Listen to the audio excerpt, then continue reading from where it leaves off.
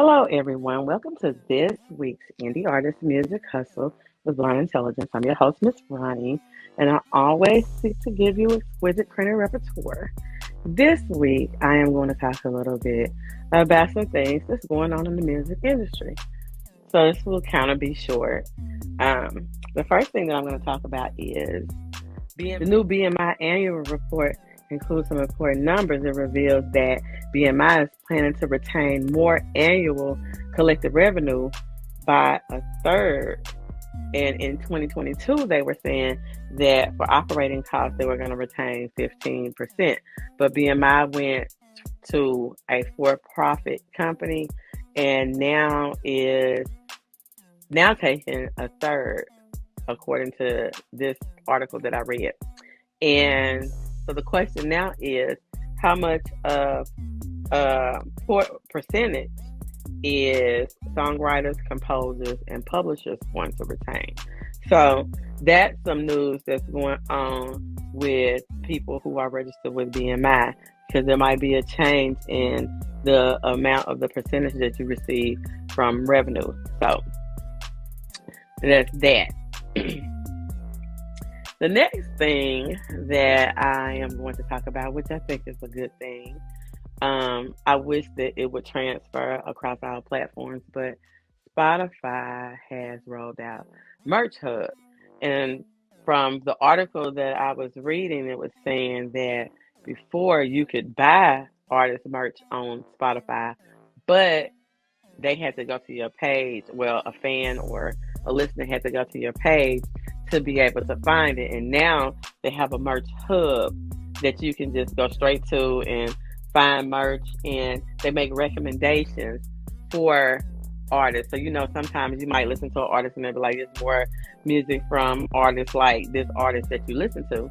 And now you can order their merch, and they saying that there's a way that you can build a bigger fan base. And also I guess the fan base will still be the community. If you watched my podcast or show last week, I talked about the trends in the music industry for 2024 and how subgenres are coming into existence and people are able to build their own communities. And I think that with Spotify being able to do personalized recommendations, I do think that that's going to grow a bigger fan base and also increase revenue for independent artists. I don't know if it's a fee or if all the proceeds go straight to the artist or whatever. I don't know how that works. But I do think that the more musical platforms that artists can sell their merchandise on is just great for the artist. You just have to know how to work it. To access the feature, you can search merch on the website or the merch tile on the search page.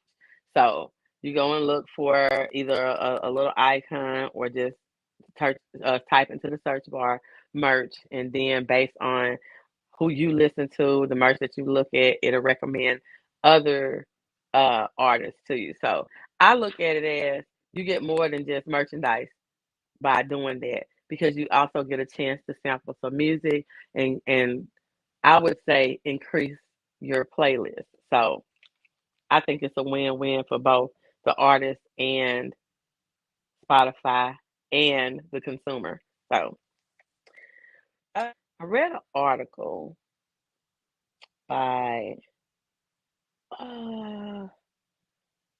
Murray Stassen, and he was talking about the a division of Universal Production Music, a division of Universal Music Publishing Group, has launched a new subscription music license service that provides content creators with claim-free music and sound effects for online videos starting at $5.99 per month.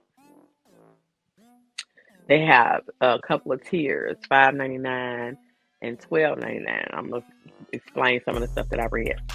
It says Universal clarifies that with claim-free music, once a subscription is bought, no further royalties are due to be paid to the use of that track, and claims to be the first major music publisher to offer a subscription of pre-cleared tracks for content creators without a copyright claim. So what they were saying in there is that you could get a license for it. You get a license for a certain length of time. And in most cases that it can be extended. And my thing is, what happens if you decide to, because you know how they change user agreements all the time and new community standards and all that, and they change it at any time they get ready, these companies do. So what happens when you decide to change the user agreement or the length of the license or whatever? What happens to the content after that? Does it get a copyright strike after that? Now, this is one thing that I did like about it, because I have been saying for the longest that these license does not transfer across podcasts. So a lot of people now are doing video podcasts, right? And they're saying that if you do a podcast, that you should have a video portion of your podcast. So if you have this and have a video portion for your podcast, at one time, you might could use the music on one platform, but it might not transfer to another. Because I know one time on Facebook, they had to go back and fix it, but they were telling me that I had a copyright strike because somebody else had claimed somebody with some royalty-free music. I myself personally like royalty-free music that's free and have a lifetime, whatever. I don't like having to, I would say, because I do so many things on my own, jump through extra hoops for no reason. But hey, it says the clearance also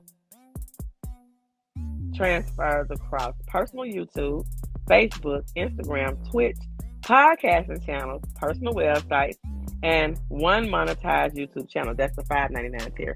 If you get the $12.99 tier, which is, I think it's called Creator Pro, you get 5 monetized YouTube channels on the Creator Pro subscription. So if you get this subscription, then Universal Publishing Group is saying that the new music available for creators was previously only available to TV and film industries, and that the new program reinforces its strategic approach and commitment to integrating artist-driven initiatives into its audio products and services. I could see that. I know that Universal had did, well, I probably still do, because when I was working more with independent artists, I would look for different distribution that fit the need of the artist, what they were trying to do. And I know that Spin Up was owned by Universal Music, or is owned by Universal Music Group, and they offered distribution that went directly to the Universal A&R, which I thought was a good idea, but you didn't have a regular YouTube channel. I know now you can merge channels together and all of that for artists, but at that particular time, they only offered like a channel if a person had YouTube Premium. And I just feel like that with that, it's like you're taking away some of the basic things just to be seen by some A&Rs who may overlook you. What the trend is right now, that artists are building subgenres, and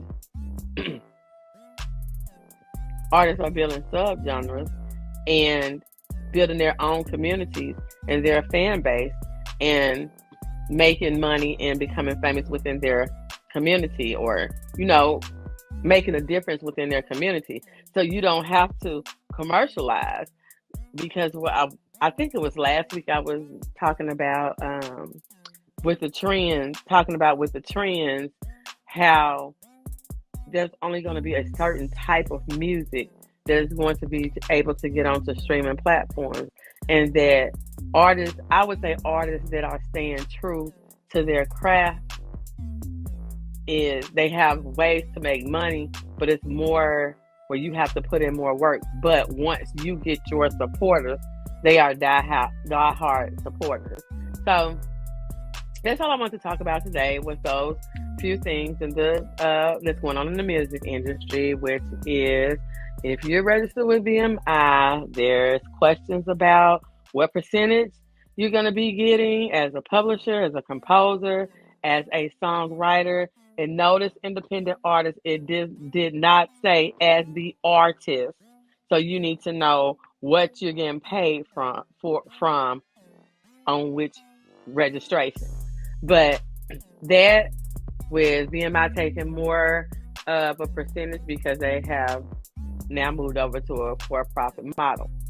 We also talked about the merch hub with Spotify, so you can now artists, I would say consumers, artists can have their merch on a Spotify platform, not just individually, and Spotify can make recommendations for your merch, for your music to people who listen to similar music. And then the last thing was about Universal being the first big music publishing company that is offering subscriptions to be able for content creators and podcasters to be able to use get a license to license the music. I still have questions about that because I know I was watching. I think it was Lovely T, and she was talking about how some of the social media sites was doing that, and she wanted to know after that what happens if they decide not to do it anymore. And I'm like, yeah, if they decide to change the user agreement on these different things because it's getting done to us all the time, then yeah, how is that going to affect something that you may have on your channel maybe 5 or 10 years from now? Or maybe it's going to have to move over to the way TV do it. You have to have some of the episodes if you no longer had a license, or maybe record 2 different versions or whatever. But I think the more, how people say more money, more problems. I think the more solutions that you come up with, the more, I guess I would say, not necessarily problems, but more smaller fires that you have to put out behind trying to create a solution. So that's all I have for you today. And as always, I'll see you next week. Bye.